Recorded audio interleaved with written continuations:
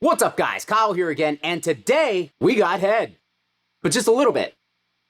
God, these intros get worse every day. Because today we are checking out an all-new mini amplifier from Engl Amplification, the Ravager IR, a super compact 20-watt tube lunchbox amplifier, complete with 2 channels, the classic Engl power soak, and built-in IR loader with XLR out.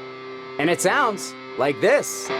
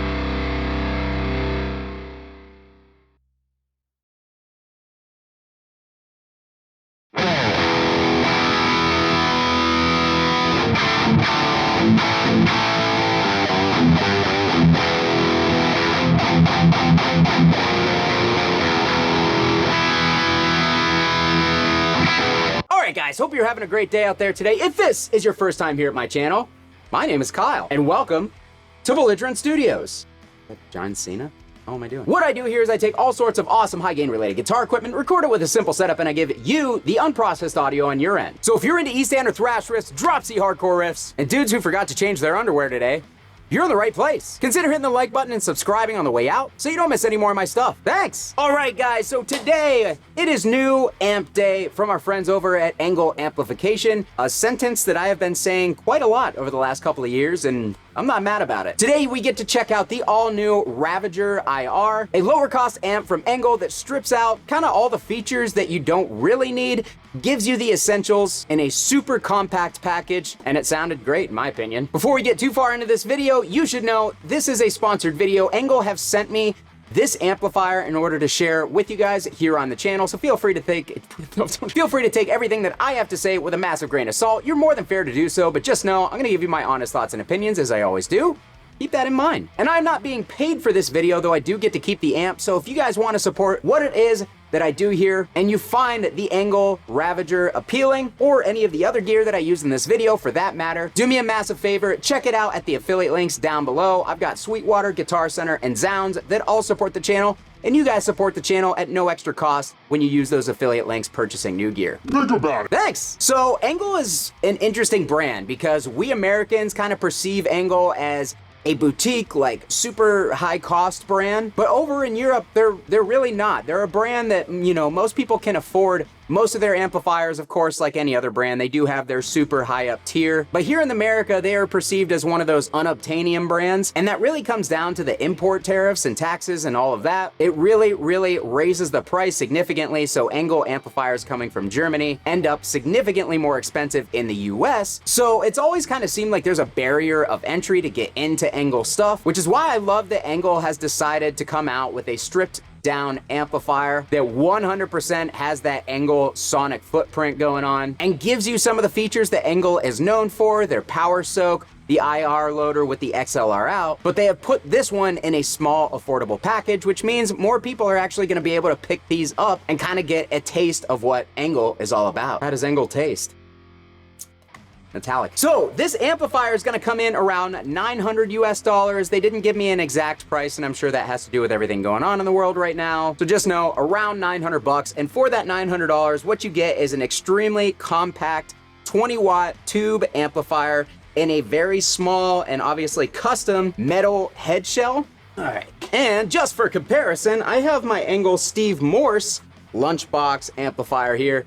And as you can see, it's actually quite a bit larger. Not only is it taller, it's wider, it's deeper. So I mean, this Ravager amplifier is significantly smaller than an already small and very, very portable amplifier. So they really did pack this thing into a tiny, tiny little package. I think we can all relate. Probably not. Anyways, really cool design, really cool amplifier in theory. You guys know how I feel though. I don't really care about the features and the form factor.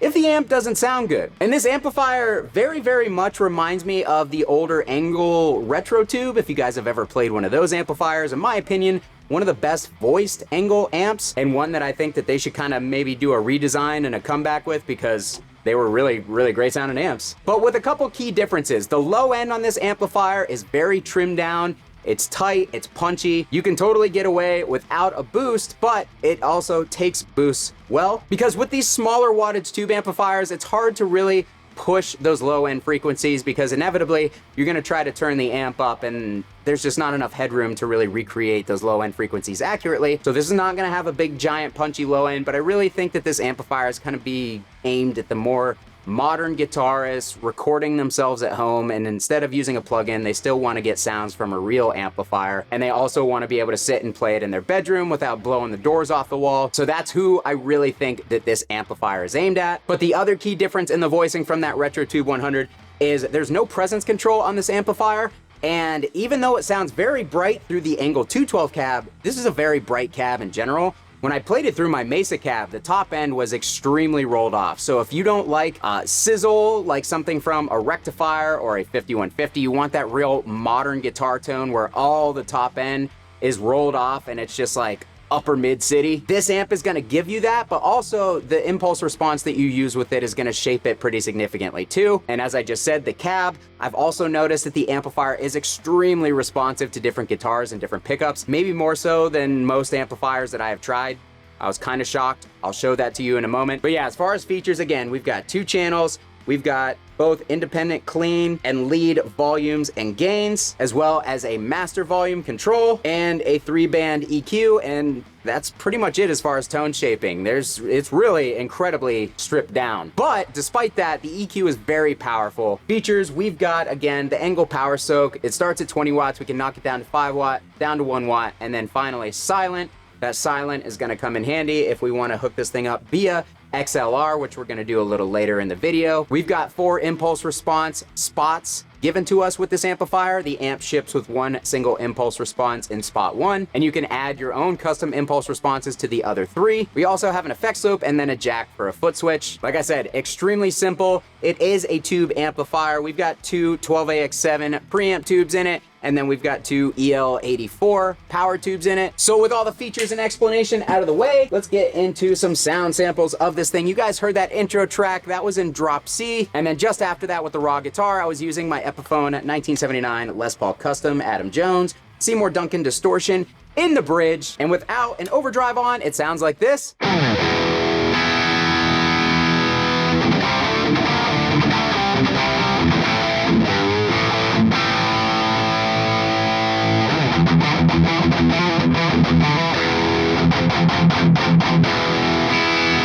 All right, so as you can hear, we've got the gain just under noon. We still got plenty of saturation. Going into the Engl 212 cab, we have plenty of bite. I'm miking this with a single SM57. The Engl has V30s in it, no post-processing on the cab portion. And in the room, like I said, very bitey. And like a lot of Engl amplifiers, that treble is extremely powerful. And on this particular amplifier, the mid-range control is also extremely powerful. So just to show you real quick.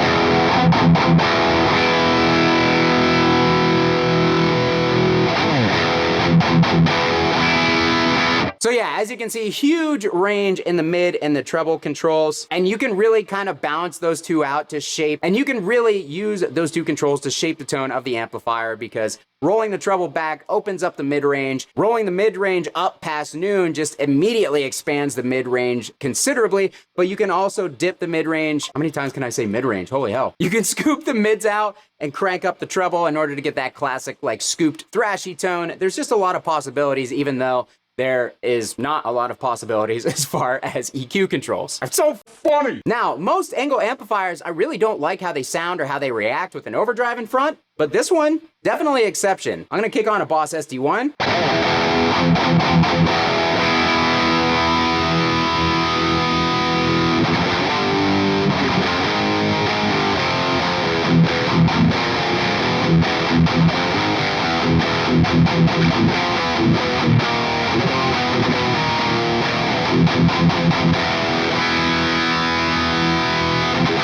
I don't know what they did in the preamp of this amplifier. Takes overdrives extremely well. I'm definitely a fan. But one thing I want to show you real quick is how responsive this is to different pickups, because I have another guitar that has a Duncan distortion in it just like this one, but they sound wildly different, and I've never noticed them sounding that different on any other amplifier. Just goes to show you that this amp is sensitive in the preamp, so that what guitar that you put into the front of the amplifier really matters. That was a, what the hell was that sentence structure?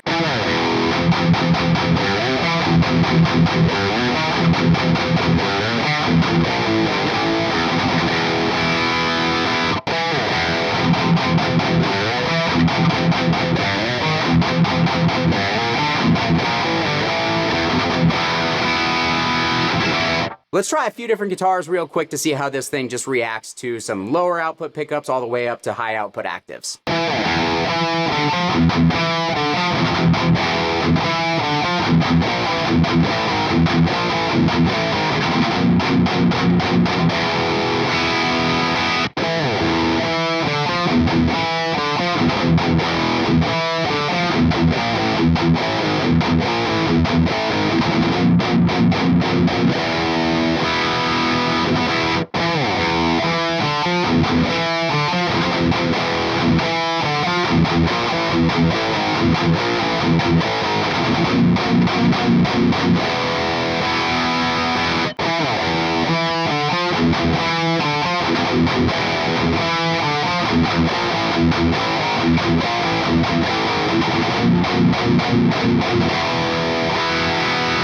Alright guys, so I want to know what you guys heard on your end as far as the differences between these guitars under the microphone. Did you notice significant differences in the different pickups? Or is it just more extreme here in the room? Because here in the room, it is very noticeable. But yeah, drop those comments down below. Curious to see what you guys heard. And with that, we are actually going to go ahead and switch from the power amp into the Engl cab with the mic on it to the actual impulse response on this amplifier. And all we have to do that is to turn the power soak down to silent, and that's it.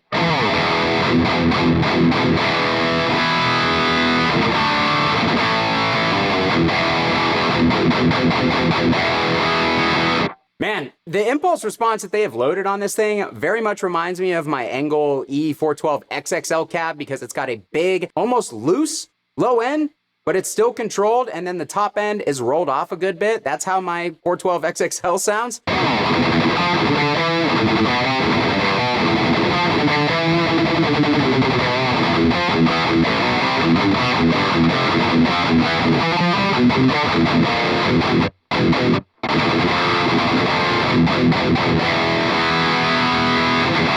Yeah, dude, that sounds really, really good, honestly.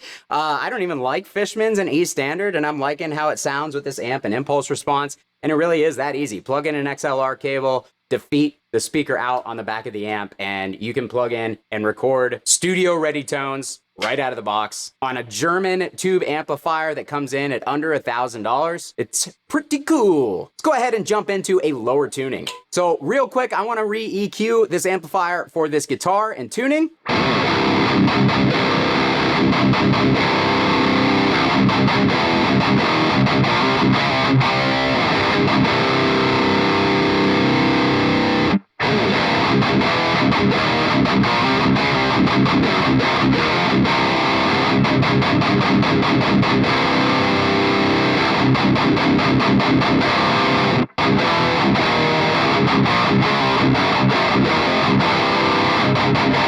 Alright, so I switched my Boss SD1 over to the standard mode because it is the Wazacraft, which means it has less output, cuts more low end, and gives a little bit of a brighter tone. I also pulled some of the bass back, bumped the mids and the treble to get a nice, bright, punchy tone.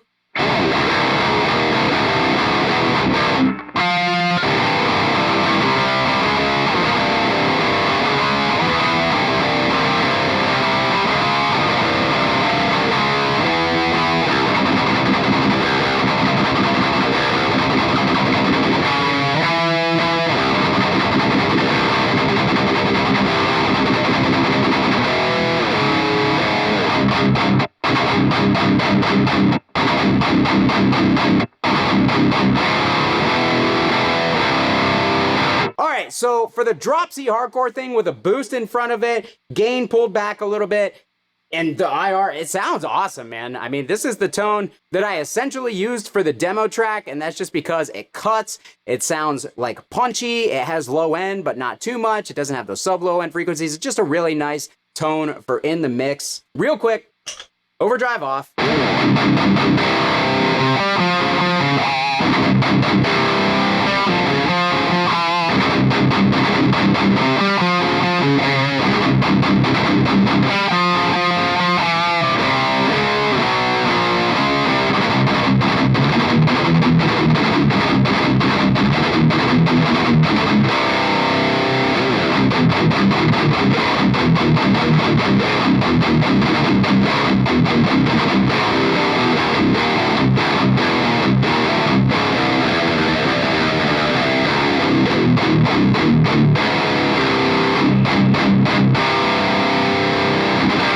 Yeah, dude, seriously, not bad. Sounds great. The voicing of this amp, I think, really kind of accentuates lower tuned guitars. Anyways, let's check out a baritone. Okay, guys, Ravager Espada tuned to drop butthole. I don't remember what it is. I think it's drop A sharp. Again, directly into the amplifier, no overdrive.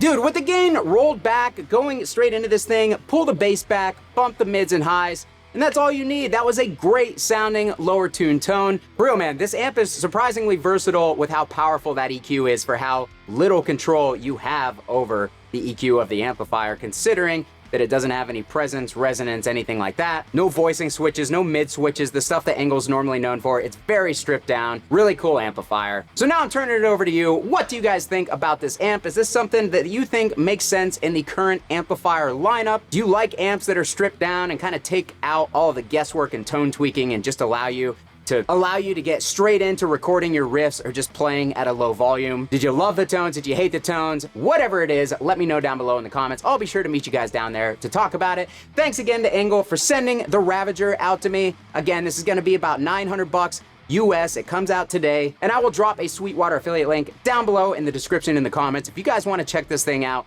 if you do purchase it or any other gear using that affiliate link, goes a long way in helping this channel, and I very, very much appreciate it. Hit the like button if you like the video. Subscribe if you're not already subscribed. Thanks so much for watching, guys. Kyle here again. We'll see you next time.